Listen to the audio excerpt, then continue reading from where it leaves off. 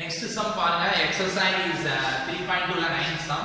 An aeroplane propeller rotated 1000 times per minute. Find the number of degree that a point at the edge of the propeller will rotate in 1 second. அதாவது 1 minute ல 1000 time ஏரோப்ளேனோட propeller வந்து rotate ஆகுது அப்படின்னா அந்த அதோட degree அதாவது ஒரு பாயிண்ட்ல அதோட எட்ஜோட ஒரு பாயிண்ட்ல உள்ள டிகிரியில நம்ம என்ன கண்டுபிடிக்கணுமா அதோட ப்ரொப்பல்லரோட ரொட்டேஷன் 1 செகண்ட்ல எவ்வளவா இருக்கும் அப்படிங்கறத நம்மள கண்டுபிடிக்க சொல்றாங்க.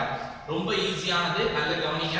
சொல்யூஷன் ஃபர்ஸ்ட் பாருங்க, நமக்கு 1 மினிட்ல எவ்வளவு டைம் ரொட்டேட் ஆகுது அப்படின்னா 1 minute is equal to 1000 time அப்படின்னு கொடுத்திருக்காங்க. நம்ம இப்ப எதை கண்டுபிடிக்கணும், 1 செகண்டுக்கு கண்டுபிடிக்கணும். முதல்ல 1000 டைம் அப்படிங்கறத நம்ம என்னதால டிவைட் பண்ணனும் அப்படின்னா 60 ஆல டிவைட் பண்ண போறோம். 60 ஆல டிவைட் பண்ணா நம்ம 1000 டைம்ஸ்க்கு நம்ம கண்டுபிடிச்சிடலாம். அப்ப 1000 டைம்ல போது கேன்சல் பண்ணா நமக்கு பேலன்ஸ் கிடைக்கக்கூடியது எவ்வளவுனா 50/3 அப்படின்னு கிடைக்குது. 1 டைம்க்கு அதோட ரொட்டேஷன் எவ்வளவா இருக்கும் அப்படின்னா நமக்கு தெரியும் எவ்வளவுனா 360 டிகிரி. அதாவது அப்படியே ஒரு சர்க்கிள், ஃபார் எக்ஸாம்பிளுக்கு ஒரு சர்க்கிள் இமேஜின் பண்ணிக்கங்க.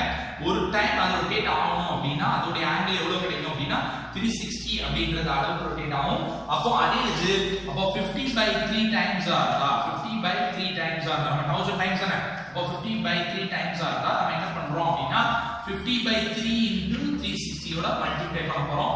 கேன்சல் பண்ணும்போது என்ன வரும் பாருங்க, 1 3 is 3, 2 3 is 6. அப்போ 120 into 120 degree into 50 அப்படினு வருது.